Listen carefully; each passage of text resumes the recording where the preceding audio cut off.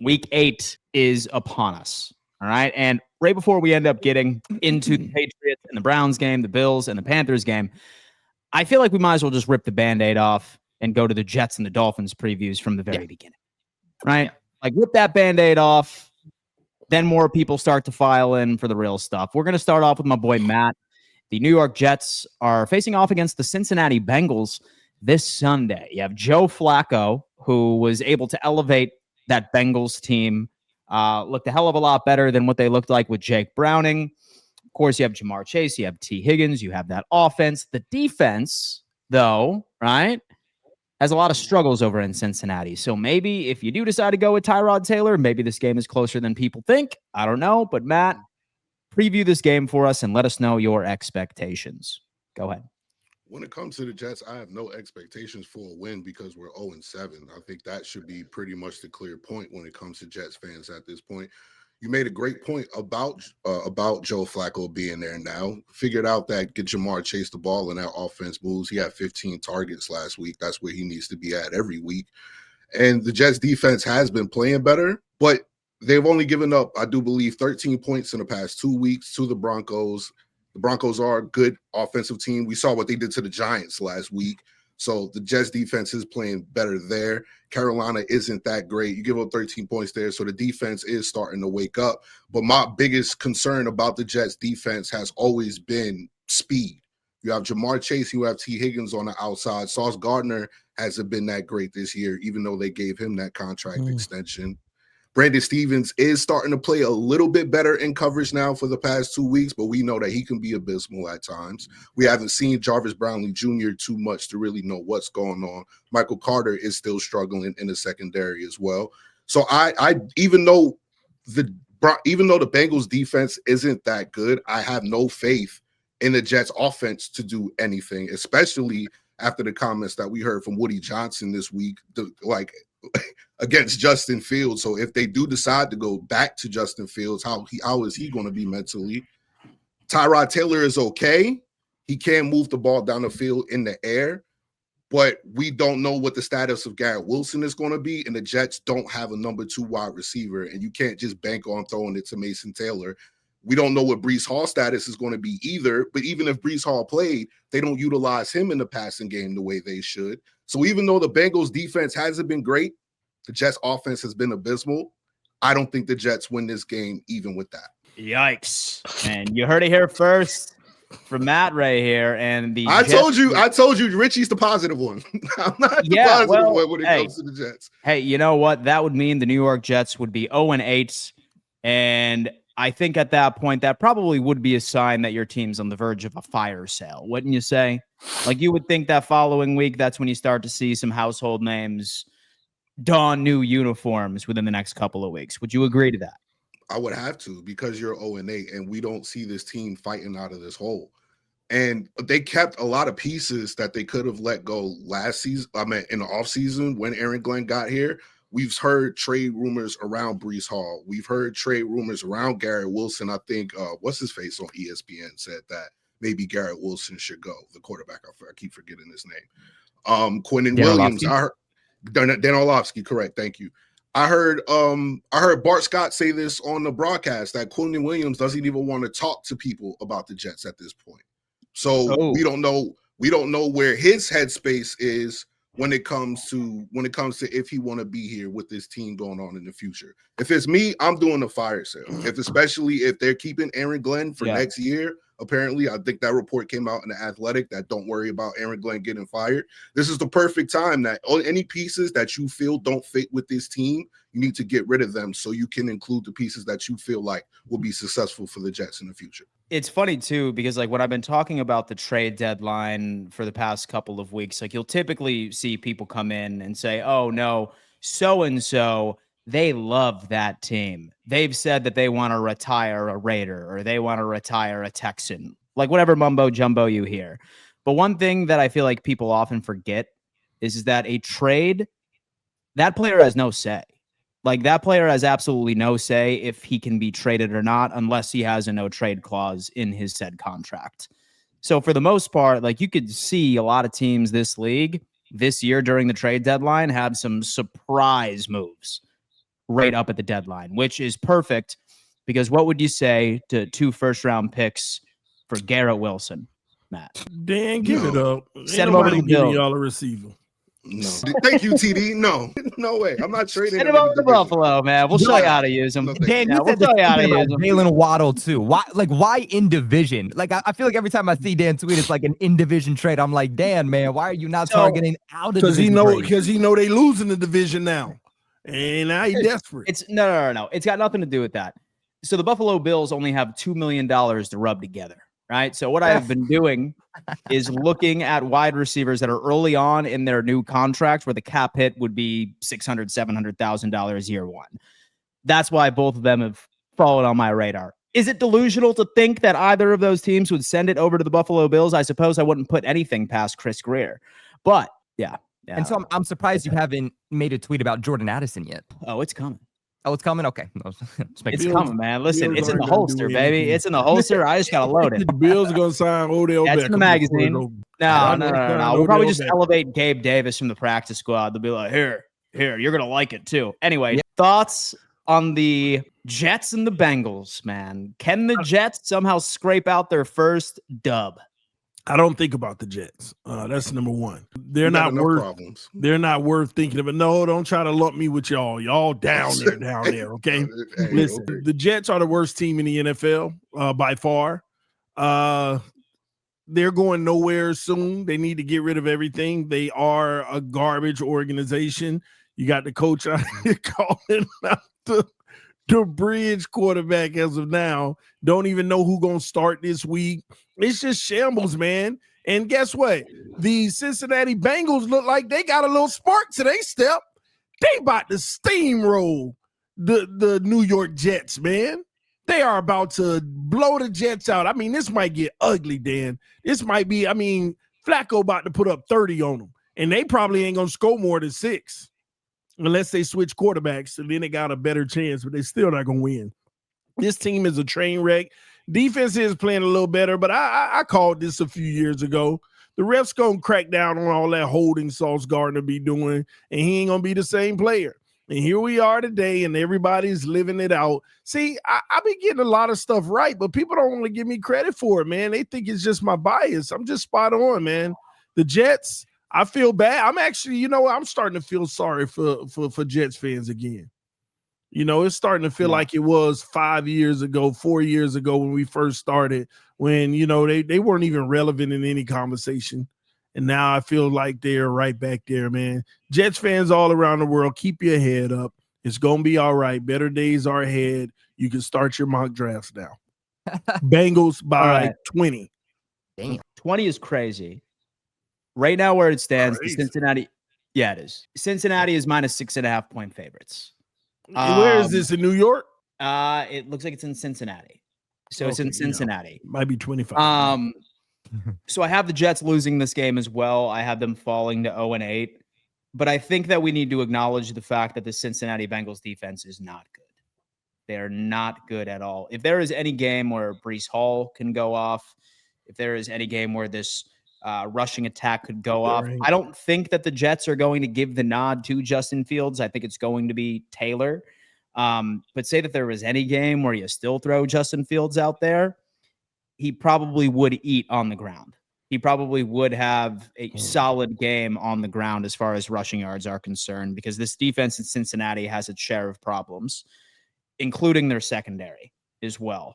So while I think that the Jets are going to lose, I would not be surprised if we're looking at 24-20, 28-20. I'm this close into taking the Jets plus points to cover. I'm not ballsy enough to do that, but I think it's going to be a hell of a lot closer than a 20-point differential that TD just expected. Yeah, I remember I said that. Yep. Well, Coles, what do you got, man? Yeah, I also don't think that this is going to be a blowout, just like Dan said. I mean, you look at the Cincinnati Bengals, and I think they're gaining momentum. And I think you look at some of their metrics, and you have to take it with a grain of salt because they're on their third different quarterback of the season. Obviously, when Joe Burrow's in there, that's a playoff caliber team. And then they go to the backup quarterback, and Bengals fans are like, all right, this guy can do something for us. He can keep us alive till Burrow comes back, and he absolutely sunk them to the bottom of the ocean. Now you bring in Joe Flacco, and we know that Joe Flacco can win games, especially when he has a good supporting cast. The O-line for Cincinnati, I still don't think it is great. They put a lot of assets in there, and it still hasn't given them the return on investment that they've wanted to. I think the run game is okay, but it's certainly not great. But it's the wide receivers and the tight ends that is surrounding Joe Flacco that is going to allow him to succeed. You look at the New York Jets, and obviously you're 0-7. It's really hard to pick them to win a game. But one thing that is at least positive for the New York Jets is that they do have a top 5 special teams unit in the NFL. And I think that winning games does come down to all 3 phases. It comes down to offense, it comes down to defense, and it comes down to special teams. The New York Jets defense is also getting better every single week. We were here last week talking about how they were tied for 17th. Now, according to PFF, they're tied for 16th. So that defense is stringing things together a little bit more. But offensively for the Jets, they're still ranked 29th. In points scored, they're ranked 26th in the NFL with 129. And then points allowed, they've allowed 183. That ranks 26th in the NFL. When you look at the Cleveland Browns, their metrics really aren't much better than where the New York Jets are. I mean, overall, they're 30th in the NFL. Offense is ranked 28th. Defense is ranked 29th, and special teams is ranked 17th. Points scored, they're ranked 25th in the NFL, scoring 136 total points. Points allowed, that Bengals defense is dead last in the league. They have allowed 214 points. And so I do think that ultimately the Bengals are going to win this game. I think they have more offensive firepower. I trust Joe Flacco more than I trust any quarterback that is currently on the New York Jets roster. But what I will say is that I do think that defense for the Jets is going to step up. I think this is going to be a closer game than people expect. I think that the Jets offense is going to score more than people are expecting, but I just still don't ultimately see it end up being enough. I don't think that culture for New York is there yet. I still think they have a lot to figure out, but at least this will be one of those games. Another game, Matt, where it's like, oh, we're in it. We have a chance. Never mind. We lost it because my team disappointed me in the end yet again. So it's going to be one of those games. Can you get pressure on this offensive line? With all the names on the New York Jets defensive line, you would have thought that they would be at least top 5 in pressure rate. Not the case. Right now, they are ranked 27th in the NFL for pressure in general. Much worse even when it comes into sack percentage. Can they wake up? Can they get something going? Aaron Glenn, no one's expecting you to win this game, but I think Jets fans would at the very least like to see some glimmers of hope going into the 2026 season. That perhaps you can game plan a couple of turnovers here and there and get to Flacco, man, right? Like, he's behind one of the worst offensive lines you've ever seen. I think you have no excuse but not to at least be in his face for the vast majority of the game. I don't care about your pressure rate. 25. Get in his face. Let's move on. All right. We have to a winning the team. Miami Dolphins. What? They're going into week 8. And we got one. And they are playing the Atlanta Falcons. We are coming off of a press conference where Tua said that he was too short to see over the offensive line and he couldn't see Jalen Waddle last week. Dude, he's got to be doing it on purpose, TD. Bro, I just found out about this 10 minutes ago. He's got to be doing it on purpose. Like, this man is going on a generational run for just saying dumb shit at the podium, like, for the past 7 weeks. Each and every single week beats what he said the week before. But TD, thoughts on the Atlanta Falcons game? Because quite frankly, I don't know what to think of this Atlanta Falcons team. Sometimes, like, you're seeing them go out there and be dominant, but then sometimes, like, you're seeing them and they're just not really putting things together all across the board. What are your expectations for the Atlanta Falcons on Sunday? I expect the Dolphins to get beat by about 9 points in this game. That's generous. Yeah, Tua just broke the camel's back for me. The man literally just went on the podium and said the reason he's not targeting Waddle is because he can barely see him over the line of scrimmage in the D-line. Send over to Buffalo, man. I can't. Yeah, we're gonna send Tua to Buffalo. I got you,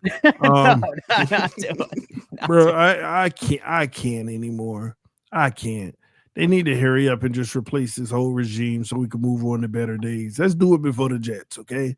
Let's replace this whole nucleus and get to a new quarterback, new coach, new general manager. Yeah, but in this game, Atlanta got a pass rush and they're relentless. That defense is pretty good. They can get at you, and that's what I'm worried about. Them scoring, I don't know what Michael Penix's status is because I know he was banged up and hurt. I don't know if y'all heard anything. I'm not sure if he's actually going to be able to play or not, but that could make a difference. But at the same token, I don't see us breaking through that defense. I just don't see it.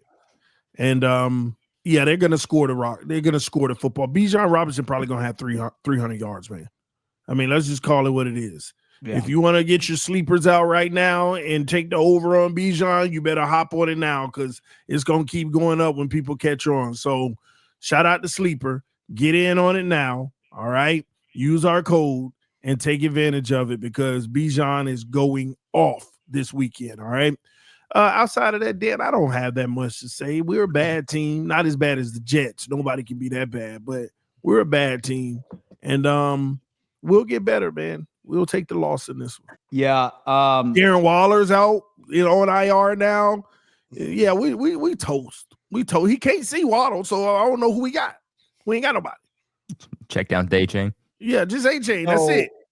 So your best bet is committing to running the football. Like give Devon Achane 25 carries. That's what everybody want.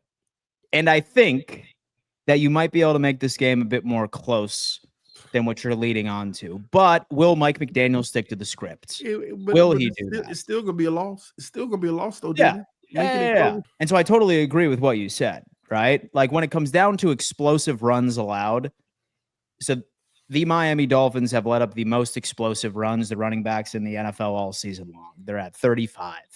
Yeah, 35. We that good. Explosive runs allowed, and you're number going one in the league, baby. Number one in the league. You're going up against Bijan Robinson, who is known for his explosive runs.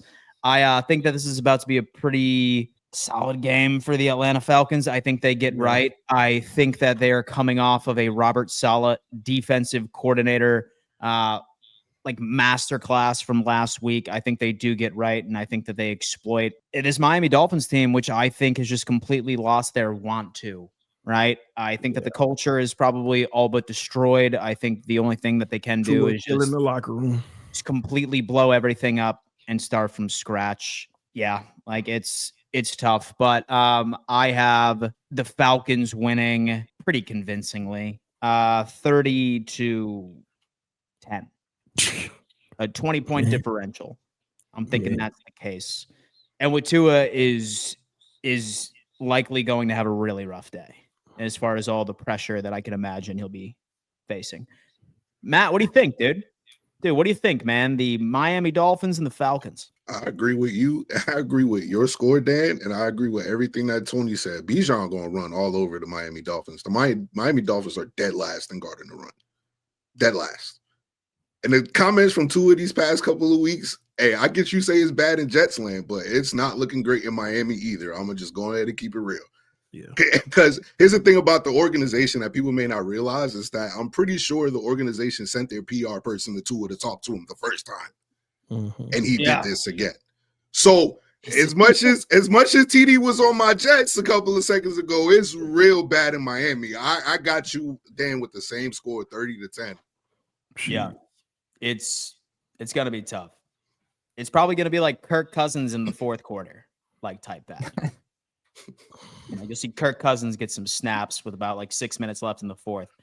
Colby, what do you got, man? Talk to us. Yeah, I agree with Dan and I agree with Matt that it's just one of those situations where the way that Atlanta wants to win offensively is exactly where Miami is struggling. They want to win on the ground. They want to win with Bijan Robinson. They don't want to have to pass the ball 30 times a game. They want to run the ball effectively and efficiently and consistently to be able to open up the pass and the RPO game and take some of that pressure off of Michael Penix, because when Michael Penix is forced to win the game, that's when issues essentially start happening. Look at a couple of weeks ago against the Buffalo Bills, when the Bills ended up losing that game. In large part, it came down to their ability, or their inability, I should say, to defend the run, to defend Bijan Robinson. That allowed the Falcons to run the exact type of offense that they want. We also have to keep in mind that defensively, Atlanta's pass rush is night and day compared to what it was last year. They went in and they drafted 2 pass rushers in the first round of the 2025 draft, and it is paying off. Atlanta is top 5 in pressure rate. Atlanta is top 5 in sacks. And I think that if you want to take advantage of Tua, which, I mean, I think Tua is taking advantage of Tua right now, but if you want to, even excel that even more, you got to get pressure on him. You don't want to allow him to sit in the pocket, have a clean pocket, and dink and dunk on you all game long.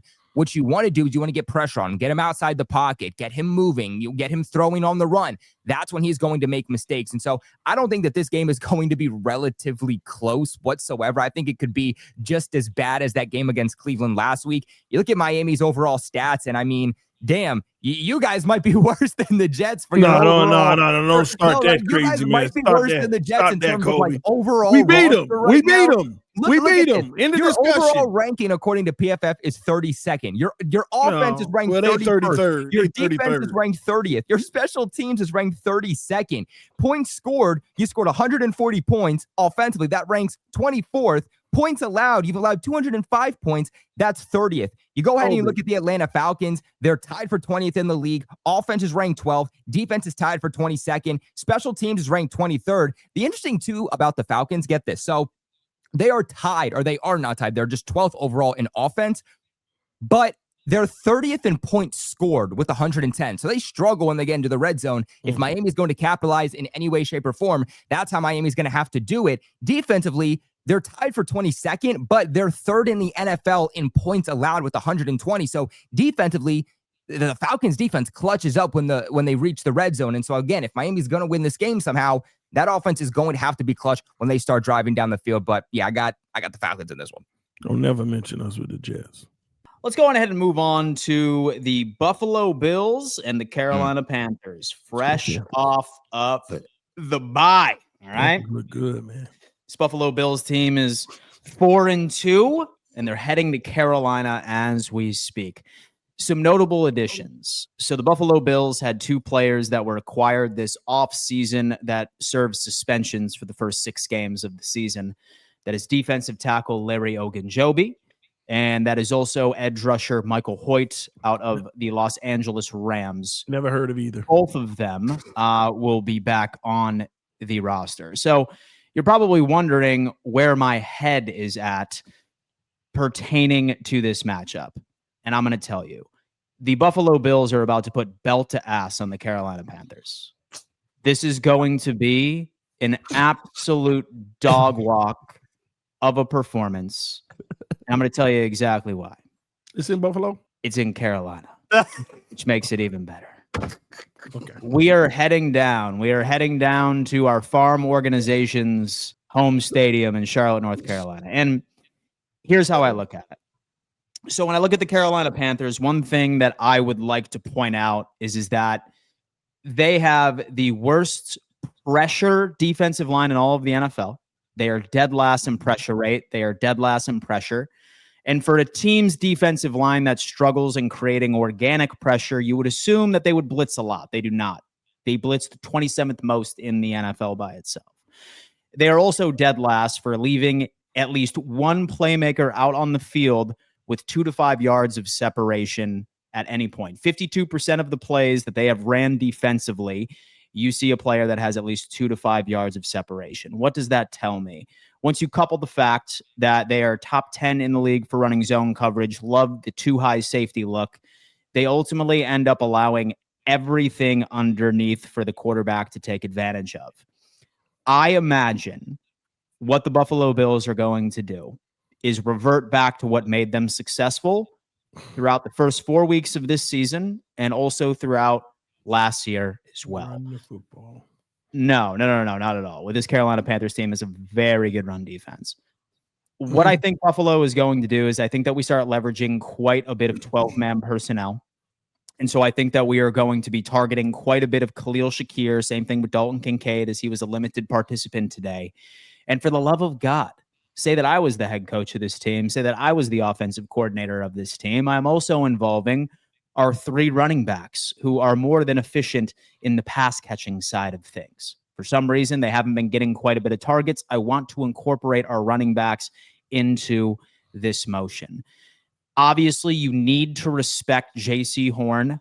He is a very talented cornerback. However, he is a cornerback that is typically on an island. He does not travel at all. He is just on one boundary. He locks that down. I'm completely fine with that. Put Keon Coleman over there. Because you want to know why? Because I don't want any targets to Keon Coleman on that game. I want absolutely 0. I think this Buffalo Bills team, I'm not sure if it's the front office just maybe trying to prove a point and trying to prove to the world that, hey, he's a wide receiver number 1. We showed you. He should not be leading in snaps. He is by a significant margin. Utilize the players with mismatches. As far as this offensive line, we outmatch them in every capacity when it comes into pass pro. So I imagine Josh Allen is going to have all the time in the world. The Carolina Panthers are allowing a clean pocket 75% of the time. That is 32nd in the NFL. There is no excuse for this Buffalo Bills, led by Josh Allen, to have all the time in the world, make the right decisions, take that check down, and hit the open man. This Buffalo Bills team is 7-0 coming off of a bye, and they average about 27.5 points coming off of the bye in the Sean McDermott and the Josh Allen era. I think that this is a 30-point game for the Buffalo Bills. And so we get back on track with this offense. You better hope it's better than that. As far as defense is concerned, what's encouraging is I was breaking down the numbers with the Buffalo Bills run defense. And when I ended up calculating everything with the 936 yards that Buffalo has let up on the ground so far this year, 380 of those were from Bijan Robinson and Derrick Henry. More than 36% of all the rushing yards that the Buffalo Bills have given up were against. I'd say many of us would put both of them in the top 3 of the league by itself. When you end up removing those players from an EPA standpoint, as far as general run defense, this Buffalo Bills team is top 10, where we are only allowing 2.5 yards per carry if you were to mitigate the explosive runs that we have let up. Explosive runs for me are missed tackles. Explosive runs are dealing with a practice squad player or a rookie filling in on the interior defensive line. Now that we have Larry Ogunjobi being added to this rotation on the interior, he is automatically the best run defender that this interior defensive line has. Last year, he had a run tackle percentage of over 19.47%. That is 5% better than our leader, and that's Ed Oliver, and he's a 3-tech. He's a pass rushing type DT. So you would assume that that is at least going to mitigate some of these things. Now, Rico Dowdle, he's been a baller, man. He's 4th in the NFL, I think, right now for yards per carry. Absolutely killing it. However, one thing I've learned from the Carolina Panthers, based off of some of the Panther creators that I have been talking to, they have this personality trait that's similar to the Buffalo Bills, which frustrates me a lot. They are loyal to a fault. And by that means that they always end up giving the majority of the opportunities to the player that has been on the team longer and the player that has been succeeding with them for a longer amount. Last week, you saw Hubbard have a hell of a lot more carries than Dowdle did just 2 weeks before that. So does Carolina stick with that? Do they go on ahead and still try to split the carries? If I'm Carolina, I'm going to go on ahead and just give them all to Dowdle, like ride with the hot hand. History and behavior from this Carolina Panthers coaching staff is going to say we're probably going to see a mix of both of them. Just do me a favor, right? If we can take away these explosive runs, this run defense is not all that bad, right? Explosive run issues is a tackling issue. Make sure you get your tackles done. I'm sure Tet McMillan is probably going to eat, especially against Trey White. Who knows what quarterback we're going to see? Is it Andy Dalton? Is it Bryce Young? I saw that he was practicing today, although that he was ruled out a couple of days ago. So we have no idea what's happening in that equation. But what this Buffalo Bills team needs to do, our defense is our defense. I don't really have much expectations for this squad. I can expect them to have a couple of anomalies and hold teams to about, 10 to 15 points occasionally, right? And then maybe have a couple of games where we stop a running back, a notable running back week after week. I don't know if it's this week, but sometimes what Buffalo needs to do best thing you can do for your defense is to have an absolute lights out offense. I really like the matchup here. I think Buffalo's back is against the wall. I really like this matchup from the trenches side of things. Give me the Buffalo Bills 35-20. That's Sunday. Improve 5-2. Yeah. Ugh. Dan, if that's the case, just know this, like the narrative when the Patriots blew out the Panthers and Drake May was sitting on the sideline with a ball cap in the fourth quarter, it was, oh, it's just the Panthers. Oh, it's just the Panthers. So if you guys really are the talk of the town and the Patriots aren't this good team and oh, the Bills still run the division and the Patriots are just lucky, y'all better go out and y'all better blow them out just equally as good as the Patriots did. Well, yeah. So I'm not so much concerned about narratives. And so I'm concerned about going 5-2, right? Right, and so I'm concerned about where you should be, Dan. That's where you should be. And so I'm concerned about 5-2. Like narratives don't bother me. That's what I like to hear. But is my expectations for this offense is that we are going to get back to what works. Because say that we don't go back into what made us successful last year and throughout the first 4 weeks of the season, I could almost convince myself that Brady is trying to self-sabotage something because it just doesn't make sense, right? Like when like a fan who watches and understands, dude, use James Cook, right? Ignore Keon Coleman, all right? Start using your wide receivers that actually can do something or like your playmakers that can do something. So I have all the confidence in the world that this offense is going to eat against this defense over in Carolina. It's with the Buffalo Bills defense. I have no idea. But what I would like to see is slight improvements right within the run game. And so I could see Carolina having a lot of rushing attempts. So I'm not going to say, hey, it's probably not going to be over like 120 or 130, but like, just do me a favor and try and limit those explosive runs, right? Score so much that they have to revert into making either Bryce Young or Andy Dalton beat you with your arm. And that's how we win the game. It's just perfect offense is how we walk away with the belt to ass. I like it. Well, I don't like it because I think Dan is starting to become delusional and self-absorbed when it comes to the Bills. The Carolina Panthers. Explain. Yeah, you're into your own belief. Like you built this cocoon over the last few years to where you look at teams like the Carolina Panthers as they're beneath us. We'll beat them by 20. Well, Dan Mitchell, y'all about to lose this game. All right, first off, I just ended up telling you exactly what was backing up my take. Yeah, and it all was makes sense. That was all. It don't make no sense. It don't make no sense because what do you mean it makes no sense? Y'all can't stop the run. Stop acting like y'all got a good run defense. You can't stop the run. Hubbard is back with 36% of all rush yards we have given up have been against two of the top three running backs in the NFL. Everybody else has been reasonable. Like a top everybody else has been reasonable against the run. It's the data. It's true. They haven't had great backs. Good run. Exactly. They haven't been great backs. But guess what? Dowdle and Hubbard, they about to have 250 on y'all probably. And then listen, the Carolina Panthers got some solid wins. I mean, they blew Atlanta out 30-0. They got some solid So that wins. was Atlanta handing them the football, begging them to win that game. And guess what? They just put up another 30 on the Cowboys. Another 30 on the Cowboys.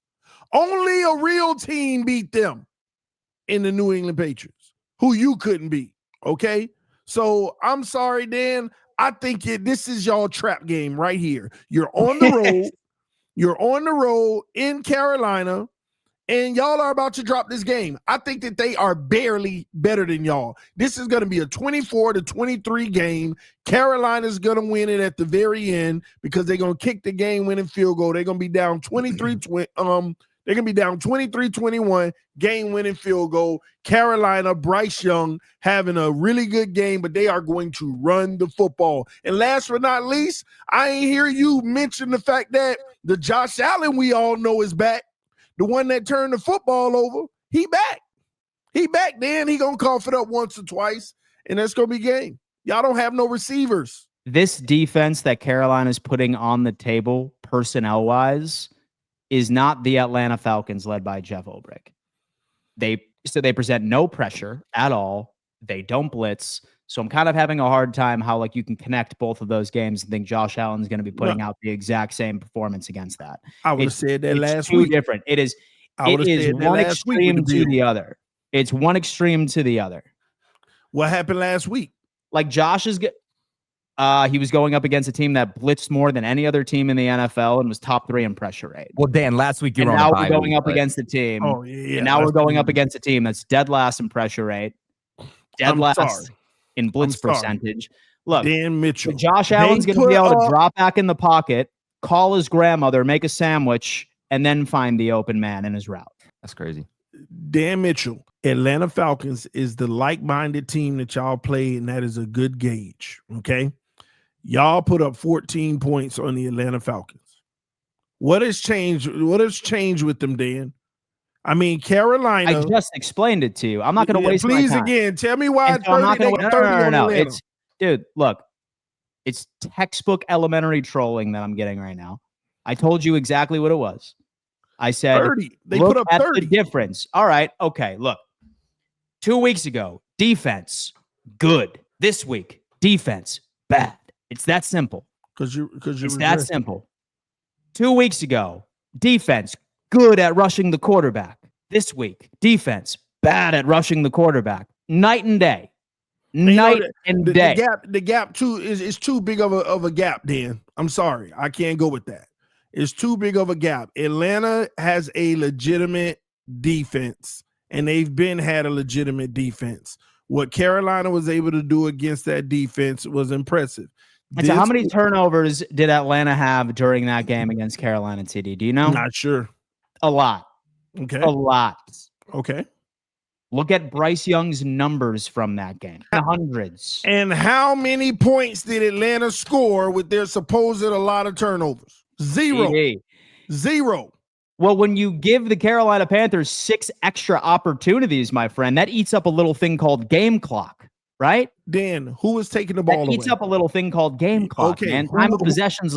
Why are we fighting this much over Bills and Panthers? Because he think they're not going to lose. I mean, come on. We're not. Dude, we're going to belt the ass this team. Okay, if y'all lose, how you feel about your team then, Dan? Ooh. And so I'll always be confident in my team until it's over. Oh, okay. Until it's over. Okay. Until it's over. But listen, we're not losing. All right, we'll see. We'll see. You're on the road. You're on the road. We're not losing. Don't forget that. I guarantee that we beat them by 20. They get a kiss of death. Matt, what you got? I got the Bills with it because y'all better win this game. I hear what TD's saying. I hear the 30-point thing, but they still only scored 13 against the Jets. And I hear the Rico Dotto thing, but he had 7 carries for 76 yards against the Jets. He didn't look great against us. Only for 2 weeks. But the concerning thing, Dan, is you guys are bottom 5 in guarding the rush. So I would be a little bit concerned. Run the rock all over. I would be a little bit concerned if I'm the Buffalo Bills, but I think y'all bounce back, man. Y'all have to. I mean, your hair's on the line. That's one. So that's one. Your hair's on the line. Yeah. So they need to win this game just specifically for you, first off. And then two, I didn't like what I saw from you guys against Atlanta. I didn't. It seemed like you guys got punked against Atlanta. Yeah, so I would feel like Carolina would be the team that you would need to kind of slap around a little bit in order to feel a little bit better. Don't you think, Dan? Like the confidence didn't wane a little bit after Atlanta? No, it really wasn't Atlanta. Drake May took their heart. Drake May took their heart. That's what it was. They realized we no longer own this division. You know it's true. It is a little scary seeing the Patriots good again. I see that point too. Yeah. Hey, look, it's a little scary. It's a little scary. It's over, Dan. Look, Dan. Let's be honest, okay? Over the last 2 weeks, the Buffalo Bills have not looked like the same Buffalo Bills. Okay, you lost against Atlanta. You lost against New England. Now, granted, those are also 2 good teams. Let's not like clown the Buffalo Bills like they were out there losing to the Jets and the Miami Dolphins. That's not the case. You lost against 2 good teams. But I do think New England went out there and they put the blueprint on how to get Josh Allen to turn the football over. Because when you guys don't turn the football over, you are a very different team. We all know that the Buffalo Bills are a good team. We all know that they're a playoff contender. Like they're going to compete for the AFC East, of course. These are all things we know. Let's not be delusional about it. Let's act like those things are not true. You guys have to win this game, and you have to win this game confidently. At the end of the day, a win is a win, a loss is a loss, and winning in this league is the only thing that matters. And it's hard to get wins in this league, whether it's a good team or whether it's a bad team. And so, yes, that is the only thing that matters. But you need to come back and you need to get an established win. Okay, this Carolina Panthers team, a lot of people will clown them.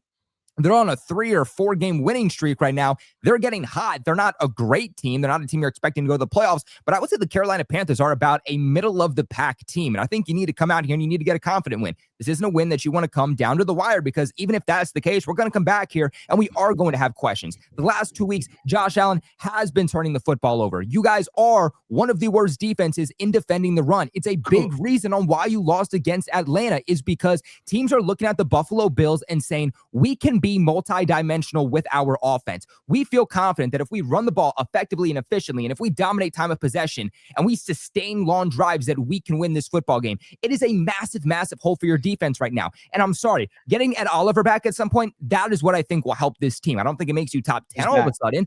So he is back, and I think that will help you. These 2 free agents that we've never seen play in Buffalo before, let's pump our brakes on that. That's not going to be 2 moves that come in and automatically make you a top 10 defending unit against the run in the National Football League. Like, that's just not going to happen. When you look at the Buffalo Bills, let's just look at their numbers. I can stop you right there. Okay. But so I'm not looking to be a top 10 run defense in the You just want to be better. You just want to be average. And so I'm looking at being like 17th ranked, like 18th That ain't ranked, even happening. because that's all Just average, just outside. Yeah, like just So you're slightly just looking below for average is what I'm looking reliability, for. is what you're saying. Exactly. So And Dan, that's certainly fair. so Dan, Yeah. you do know that if you lose to the Carolina Panthers, you're gonna lose the next 5 games after that, right? All right, so getting back to my preview here. No, I mean, you have been looking at your schedule. You know, the Bucks, the Texans, the Steelers, the Dude, Chiefs, you know what? Dolphins, of course. So I know that everyone in this chat right now, like when the Buffalo Bills have gone through their annual 2-game skid in October, like where it means absolutely nothing, is not going to be here when Buffalo goes on an 8-game win streak and has a 2-game lead in the AFC East. But what makes me feel good is that both of you are going to be here. All these chat guys like in here being like, oh, Dan, the Bills are done. Like, they're going to crawl back into their Fortnite holes, bro. Hold on, Dan. Go on ahead and invest in their Dan. V-Bucks and never see me again. You two, though, are going to have to deal with me. Dan, you're having, And you're I'm having going to be, and I have been a fair king of this division for the past five years. I have been a merciful king. fair about that smirk. I have been a merciful king. And all I can tell you is that all the chatters in here, I know you're going to go away. And so I'm not going to dust off your Tampa Bay Buccaneers jerseys. No, Dan. Buffalo takes the division back from you real fast. No. You Look, two are going to be here. here's the thing, Dan. God, man, I can't wait. Sit here, Dan. If you wanted to sit here and tell me that you still think the Buffalo Bills will take the division this year, that's fine. And I don't care about that, because the plan was never for New England to take the division in 2025. It was always 2026. Right now, at this point, New England's playing with house money. But if it's you or any Buffalo Bills fan that's going to be cocky and act like you guys have, oh, well, we've been generous the last 5 years and not pumping our chest about winning the AFC East. The AFC East has sucked, okay? It doesn't matter. It's nothing impressive about that. If you guys are going to sit here and try to act like you're just going to automatically win the division with multiple games over a team like the New England Patriots, then guess what? That is the exact energy that got you beat in Buffalo and now has gotten you beat over the last 2 weeks. Dude, I love you. Dude, I love you, man. Ball in the ass, and that's what got Josh Allen back to being turnover football Josh Allen. Dude, I love you, but some random guy that makes videos about football in his office has nothing to do with how the Buffalo Bills win games or lose games. All right? Like, I love when I hear people say, oh, Dan, you're jinxing them. No, I'm not. Like, do me a favor and write the Tooth Fairy and tell her about it, for God's sake. Like, what are you talking about? Listen, nothing I say affects how this team plays. Oh, no, not at all. Not at all. I'm just saying. People are like, oh, is that energy why you lost to the Atlanta Falcons? No, it's not. I mean, it's just ironic. It's not the reason you're ultimately losing. But here's what I'm saying is that you guys are acting, and it's all Bills fans are acting like you're still on that game, acting like the New England Patriots aren't a legitimate threat. Like you're just going to walk over them in the AFC East right now. They've taken over the AFC East right now. They have a 2-game lead over you guys right now. Now, granted, one of those is because of the bye week, but nonetheless, they do still have a lead over you guys. The Patriots hold their own fate right now. So, if you think you're a Buffalo Bills fan and you're going to say that you guys are going to win the division, that's perfectly fine. That's not the issue. The issue is acting like, yeah, without a Breeze, we're going to get back in this. We're going to win the division. It's absolutely no problem. No, this thing is going to come down to the wire. This thing is a competition, and acknowledge that it is a competition, and at least give the Patriots the flowers where they do rightfully deserve so. At the end of the day, to wrap up this game, I do think that this is a game that the Buffalo Bills are going to win. You guys are coming off of a bye week. This is a game that you have to come out. You have to blow them out. I don't care who the quarterback is. If Andy Dalton's playing, that's not a good quarterback. You guys should be able to blow him out. If it's Bryce Young's dealing with an ankle sprain, he's not going to be getting through his progressions the same. He's going to be throwing off his back foot. He's going to have some wonky passes out there because his mechanics are going to be messed up. This is a game for you guys to get right. It's a game for Josh Allen for him to also get right.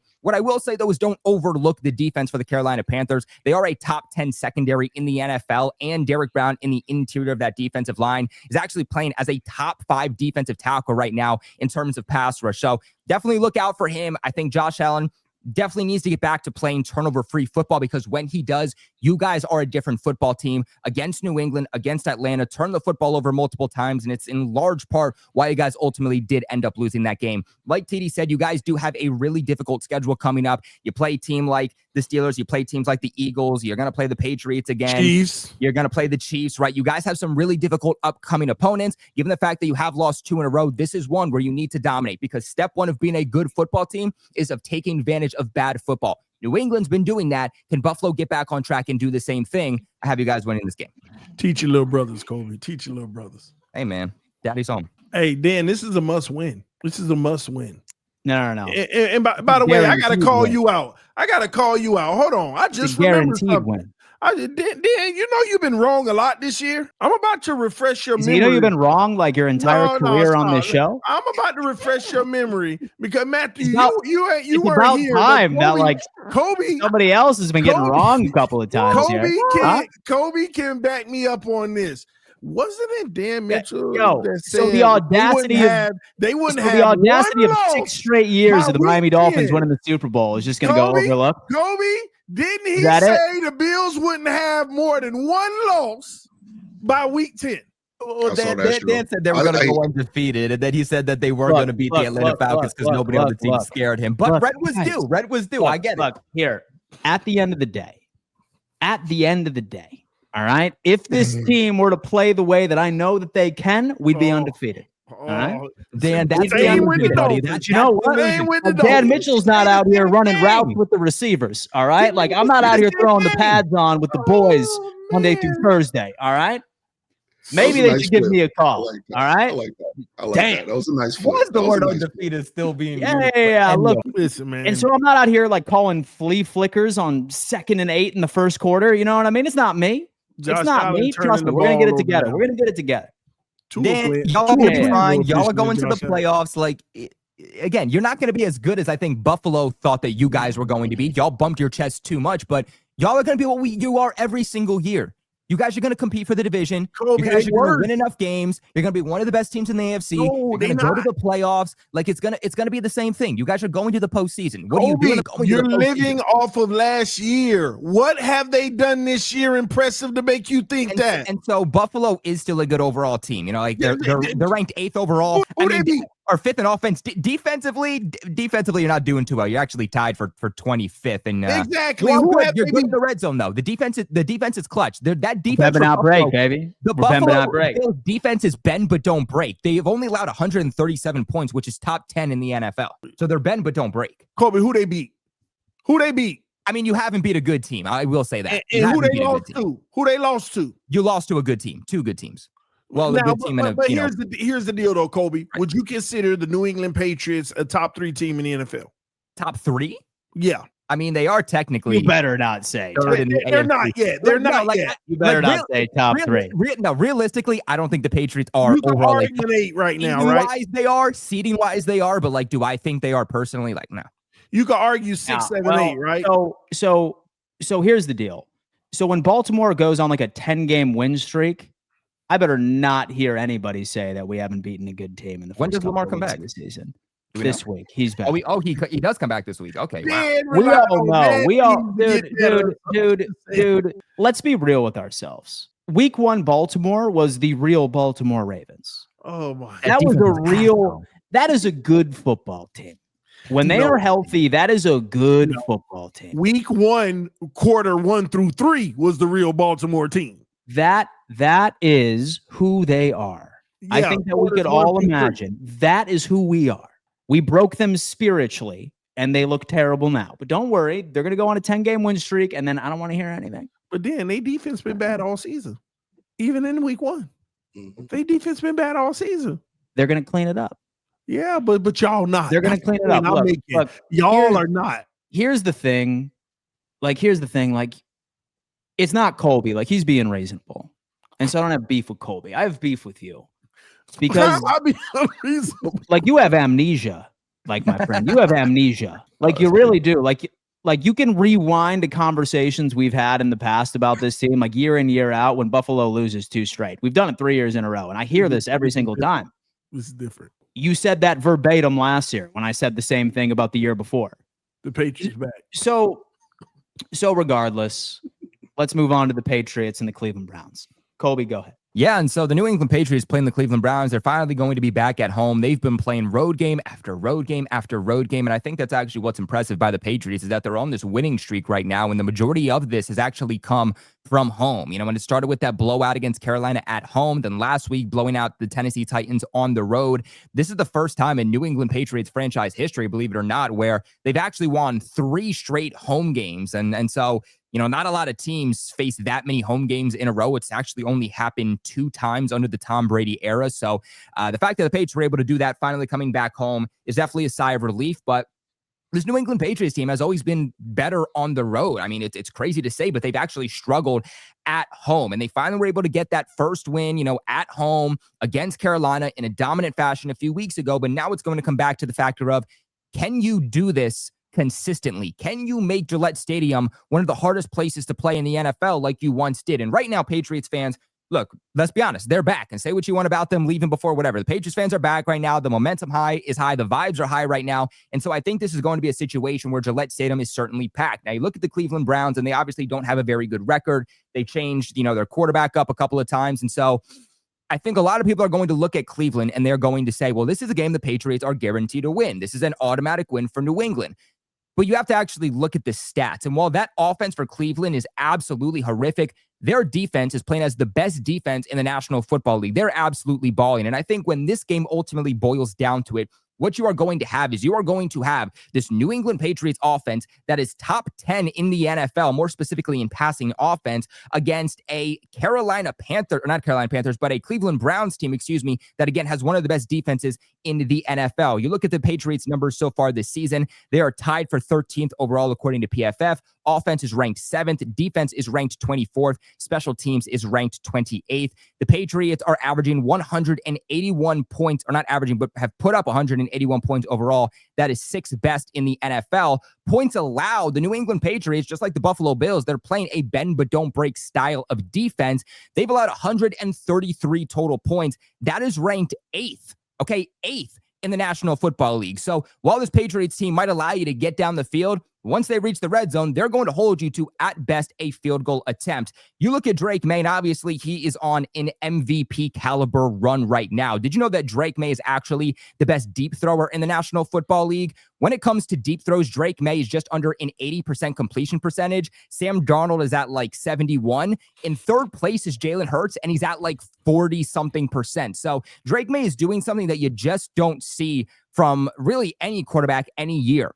Drake May right now is number 1 in deep ball grade with 99.9. He's the first quarterback in NFL history with 5 games of an 80 or better completion percentage in his first 2 career seasons. He's number 1 in EPA, 2 in EPA per dropback, number 1 in completion over expected, number 1 in completion, number 2 in yards per attempt at 8.6, tied for 6th in passing yards, tied for 2nd in overall interceptions thrown, which just relates to the fact that he's not turning the football over. He's tied for 1st in passer rating. He's 8th in passing yards. In terms of rushing, he's 5th amongst quarterback in rushing yards, 3rd in rushing first downs, 1st in rushing third downs, and he's tied for 4th in rushing touchdowns. And so I think at the end of the day, this is going to have to be a game where Drake May plays another clean style of football. This is going to be a game where if Drake May can dominate and this offense can dominate like they've been doing, you can't come back and say, oh, well, it was against the Cleveland Browns, because again, the Cleveland Browns have one of the best defenses in the National Football League. They are top 3 in defending the run.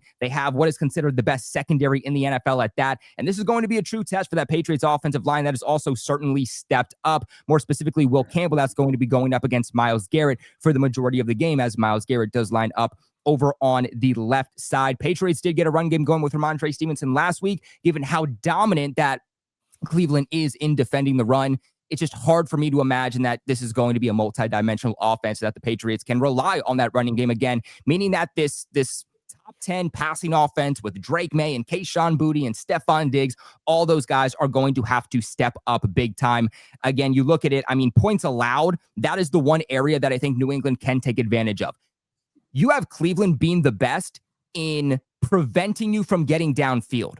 But if you are able to do that hard part, you're able to get downfield, you're able to string together long drives, and you get into the red zone, that is where Cleveland struggles. In fact, every single time. Exactly. Dan, get this. 15 times this season, they have allowed opposing offenses to get down to the red zone, and 15 times those offenses have scored, meaning that the Cleveland Browns, while that defense is great, they have the worst red zone defense in all of the National Football League. And so I think that's where the Patriots is really going to have to win this game and play their most dominant style of football. Offensively, I mean, they're ranked 32nd in the NFL. They put up 133 points. That's 29th in the National Football League. And so I think this defense is going to be good for the Patriots. They'll be fine. Bend but don't break. I'm not worried about Dylan Gabriel. The Patriots pass rush has been absolutely ferocious. Got a defensive touchdown last week against the Titans. And so I think they're going to do what they have to do defensively. All eyes for me are on this offense, or all eyes are on Drake May. So I do think the Patriots will ultimately win, though. Love to see it. TD, what do you got in this game? Patriots and the Cleveland Browns.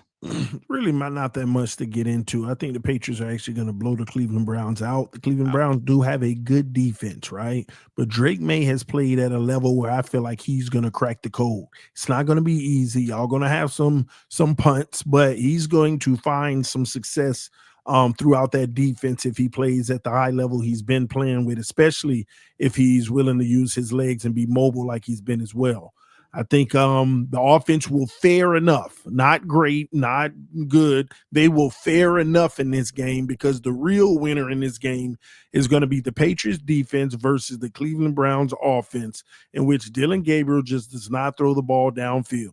Most of his passes are under 10 yards. He literally said in a press conference today, he didn't shun away from the dinking and dunking. He literally said out of his own mouth, well, I could have more of those explosive plays if my teammates would catch the 5-yard pass and do more with it, basically. Okay. That tells you they don't trust this kid. They're not throwing the ball downfield with them. Just dink and dunk and don't lose the game. Just dink and dunk and don't lose the game. If you do that well enough, long enough, give us 8 games of that, we're going to start adding in some intermediates. I think that's his plan right now. Just dink and dunk. Do not try anything downfield or, in the intermediate. That offense is bad. Obviously, the Dolphins made them look good, but they are not good. That offense is not good, okay?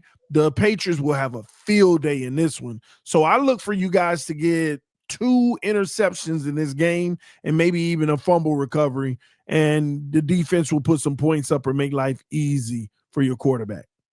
Yeah, I don't think this is going to be a situation, Dan, just real quick, where they're going to put up another game of 20 or 30 points. And if they do, that's great, especially against this style of defense. But I could see this just being a game where it's, 17-9 New England Patriots. Y'all, man, Kobe, watch. Y'all often have some points. If the offense does go off, again, if the offense goes off against the best defense in the NFL in all 3 phases, then we have to come back here and you have to give credit to the Patriots for doing so. Yeah, I think y'all are scoring 30. Yeah. No. Listen, it is definitely a test for this Patriots team, for sure. It is a Super Bowl caliber defense you're going up against, but an offense that has no idea what it's doing. Matt, what do you got on this game, man? I don't really have too much to add. I think TD right. I think y'all all you got to do is to beat the Cleveland Browns to score. I mean, that's literally it. The defense is spectacular, but the offense is god awful. They're bottom in both passing and rushing. And you're going to want Dylan Gabriel to throw the ball. You're going to force him to do that because the Patriots are third at guard in the rush. So that tells you right there what the game plan is going to be for the New England Patriots, and that serves for nightmares for the Cleveland Browns offensively. Y'all got this game, no issue. I have this as a trap game for the New England Patriots. I feel like we hear this every single week from someone. Like, it's a trap game. It's a trap. And it's fair because, the New England Patriots are a brand new team. I hate saying this too because people overuse the term, but I really think that it is. Well, Dan, real quick, can you just tell the people your definition of a trap game? So a trap game is with a team that is significantly below 500. Like, for example, the Cleveland Browns being 2-5. This is the definition of a trap game. Mm-hmm.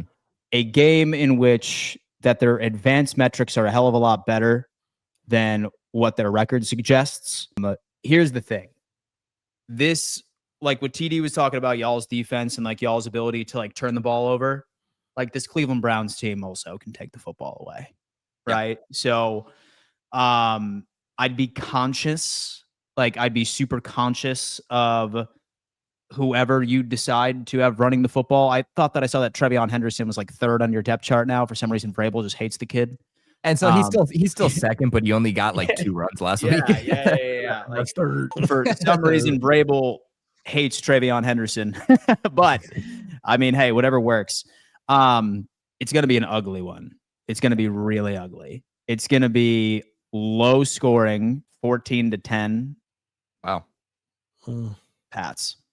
14-10. Pat. The other thing I want to add real quick too, Dan, is just remember too that Mike Vrabel spent the 2024 season with the Cleveland Browns as an offensive consultant, working with the tight ends and the offensive line. So he does have experience with the way that they do want to run that team. So just another little tidbit. Yeah. So they have like some quality weapons. It's just Dylan Gabriel, right? Dude, Judkins is looking good though. He's looking good. Like, he's going up against your run defense. He's quality in the pass game too. If Gabriel can get him going, right? And then Bond has the speed over Carlton Davis. Fannon's no bum either. Dude, I'm telling you, David Njoku is going to have a good game. I'm telling you right now. Yeah. With their left tackle, Cam Robinson's an absolute liability.